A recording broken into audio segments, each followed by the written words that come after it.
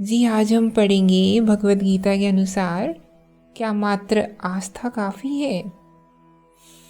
श्रीमद् भगवत गीता अध्याय 6 श्लोक 39। अर्जुन कहते हैं, हे श्री कृष्ण, जो योग में श्रद्धा रखने वाला है किंतु संयमी नहीं है, इस कारण जिसका मन अंतकाल में योग से विचलित हो गया है, ऐसा साधक योग की सिद्धि को अर्थात भगवत साक्षात्कार को न प्राप्त होकर किस गति को प्राप्त होता है।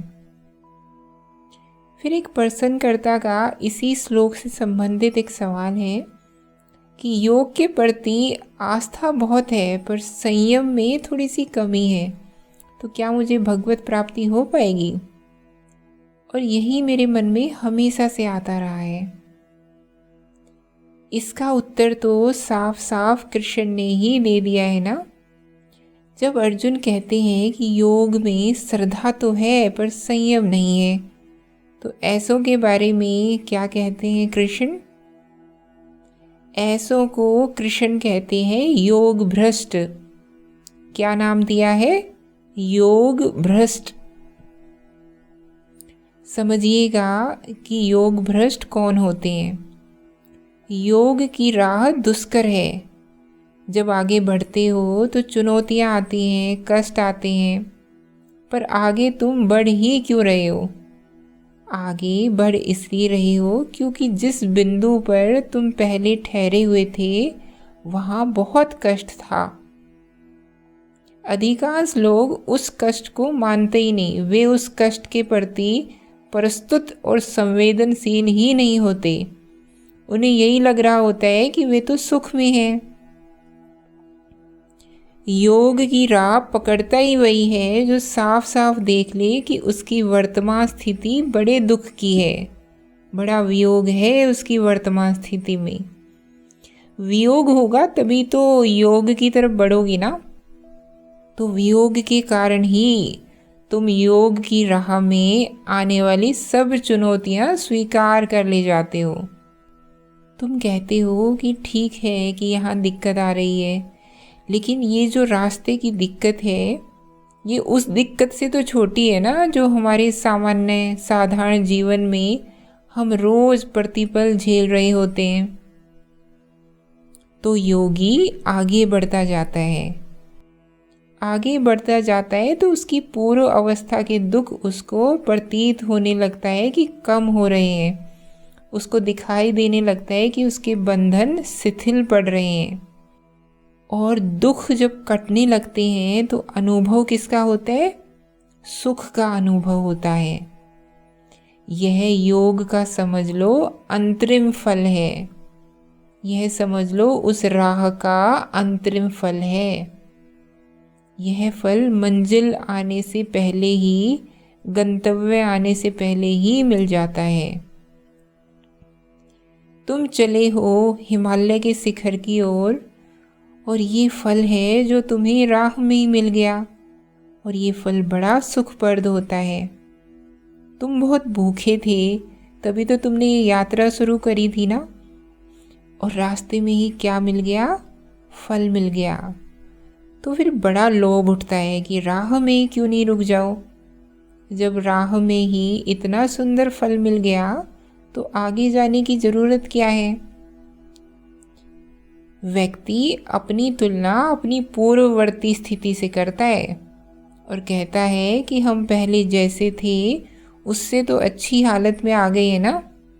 तो धन्यवाद है योग का, उसने हमें पहले से कितनी बेहतर स्थिति में पहुंचा दिया है। और किस योग की बात कर रहे हैं अभी यहाँ पर कृष्ण? निष्काम कर्म की, कर्म योग की बात कर रहे हैं।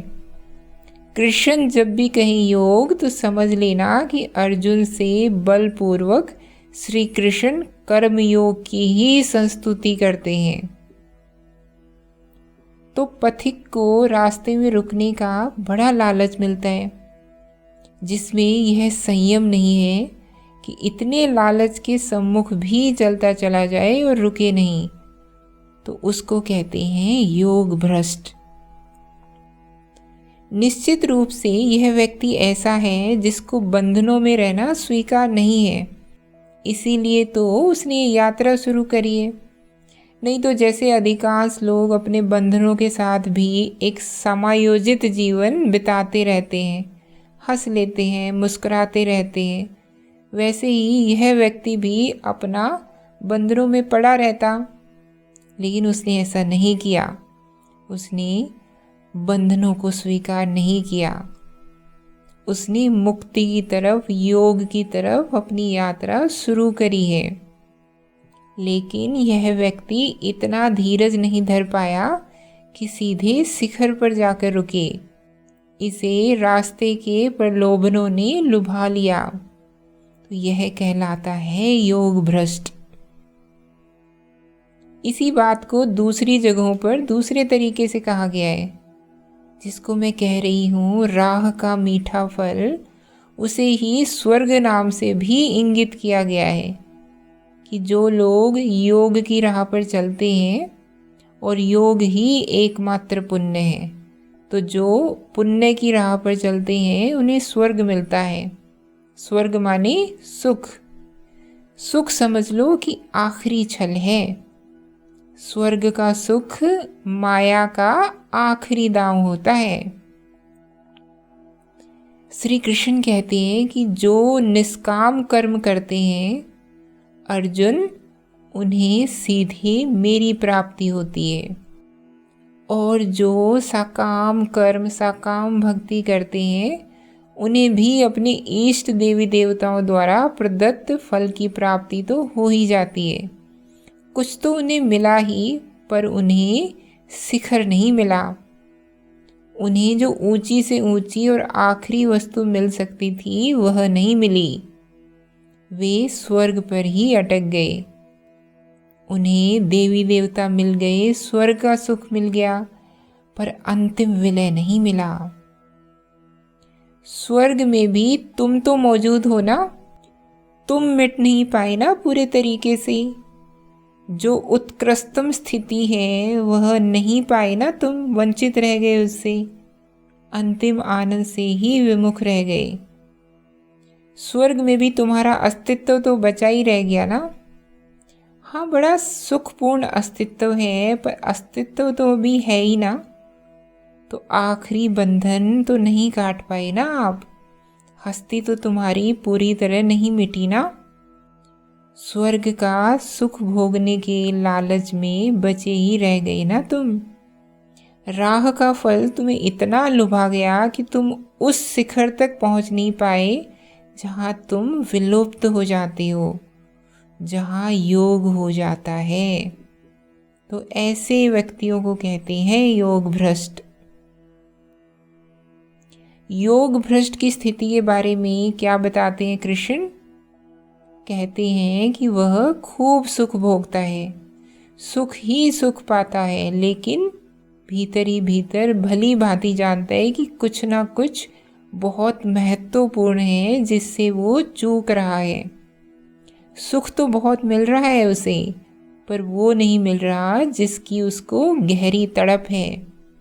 इच्छाएं तो सब पूरी हो रही है उसकी, लेकिन मुमुक्षा नहीं पूरी हो रही है। गतियां तो सब मिल रही हैं, लेकिन परम गति नहीं मिल रही है। और जब इस योग भ्रष्ट व्यक्ति को यह दिख जाता है कि ऊंचे से ऊंचा सुख भी अंतिम योग के आनंद के समतुल्य नहीं है, तब वो व्यक्ति फिर और संकल्प के साथ सब फलों इत्यादि को त्याग कर योग की अंतिम गति की ओर बढ़ता है। लेकिन समय गंवाकर, अपना अवसर गंवाकर, मौके को राह के फलों में बिताकर, जैसे कोई पथिक चला हो प्रेमवश कहीं पहुंचने के लिए, कोई है जो बहुत महत्वपूर्ण है, जिससे मिलना अति आवश्यक है, और वो रास्ते में ही कहीं अटक गया, मीठे फलों के बाग में अटक गया। फल तो मीठे मिल जाएंगे उसे, पर थोड़ी ही देर में पछताएगा बहुत, क्योंकि जिससे मिलने को चले थे उससे मिलने का मौका ही चूक गए। तो सुख भी बहुत बड़ी बाधा है। तो सुख से बचना चाहिए। दुख ने नहीं बांध रखा हमें। दुख तो मुक्तिदाता होता है। जब तुम्हें दुख होता है तब तुम अपनी वर्तमान स्थिति को बदलने के लिए उद्यत हो जाते हो ना। कहते हो ना कि बड़ा दुख लग रहा है, बड़ी पीड़ा है, बड़ी कचोट है, तो कुछ तो करना पड़ेगा। तब तुम बल लगाते हो, बेड़ियां तोड़ना चाहते हो। लेकिन जब सुख मिल जाता है तब सब ठीक है, जैसा चल रहा है वैसा ही बढ़िया लगता है। माया को जब योगी को तोड़ना होता है ना, तो वह पाती है कि दुख तो काम आ ही नहीं रहा। योगी दुख की चुनौती का सामना तो कर ले रहा है। तब माया दुख का प्रयोग नहीं करती, तब माया प्रयोग करती है सुख का। जब तुम्हें दुख नहीं डिगा पाएगा तब माया तुम्हें सुख देगी। और सुख ज़्यादा घातक है, क्योंकि एक अर्थ में सुख आनंद जैसा प्रतीत होता है। किस अर्थ में प्रतीत होता है? सुख और आनंद दोनों में ही दुख की प्रत्यक्ष अनुभूति नहीं होती। सुख में भी आपको दुख का अनुभव नहीं होता और आनंद में भी आपको दुख का अनुभव नहीं होता। तो व्यक्ति को कई बार भ्रम हो जाता है कि सुख ही आनंद है, जबकि सुख आनंद नहीं है। आनंद तब जब तुम सुख और दुख दोनों ही अनुभूतियों के पार निकल जाओ, दोनों ही अनुभूतियों को महत्व देना छोड़ दो। दुख काम नहीं आया तो माया फिर सुख का अस्त्र चलाती है।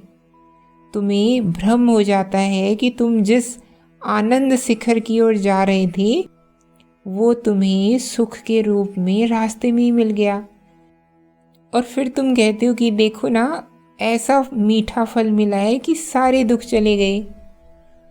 जरूर यही आनंद है, यही शिखर है।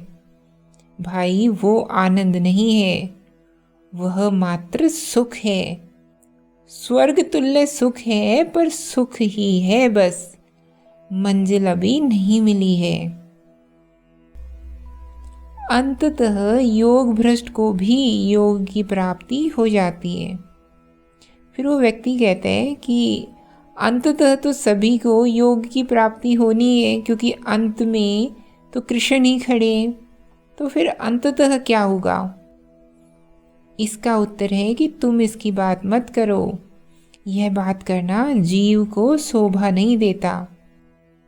तुम कहते हो कि समय के अंत में तो सभी मुक्त हो जाएंगे। अंत तो सभी का एक ही है, वो क्या? मुक्ति। तो अंत में मुक्ति मिल ही जाएगी। लेकिन ये बात कोई दिलासे की नहीं है। तुम तो जीव हो ना, तुम्हें तो यह देखना है कि तुम्हारे पास ये जो जीवन है, तुम इसी में कैसे मुक्ति पा सकते हो। तुम्हें यह नहीं देखना कि अंततः क्या होगा, क्योंकि जो अंततः की बात करने लगेंगे वे अपने वर्तमान कर्म से और कर्तव्य से मुंह चुराने लगेंगे। वो कहेंगे कि देखो जल्दी क्या है, आखिरकार तो सबको योग रूढ़ हो ही जाना है। नियति तो सबकी एक ही है ना, आखिरी मुक्ति। तो फिर जल्दी क्या है, अभी तो लाखों जन्म पड़े हुए हैं, तो अभी इतनी जल्दी क्या है। इस जन्म में तो चलो इंद्रिय सुख भोगते हैं खूब, आगे कभी ना कभी तो मुक्ति मिल ही जाएगी।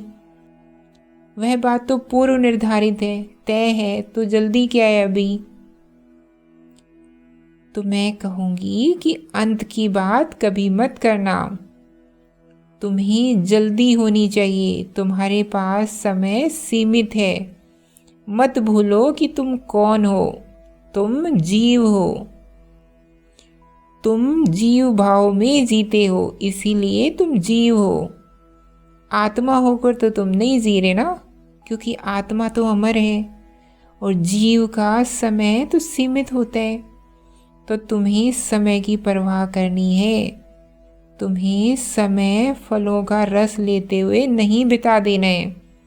तुम्हें तो लगातार बिना रुके, बिना डिगे शिखर की ओर यानी मुक्ति की ओर बढ़ते जाना है। समय बहुत कीमती है। यह भाव मत बना लेना कि योग भ्रष्ट के तो दोनों हाथों में लड्डू है।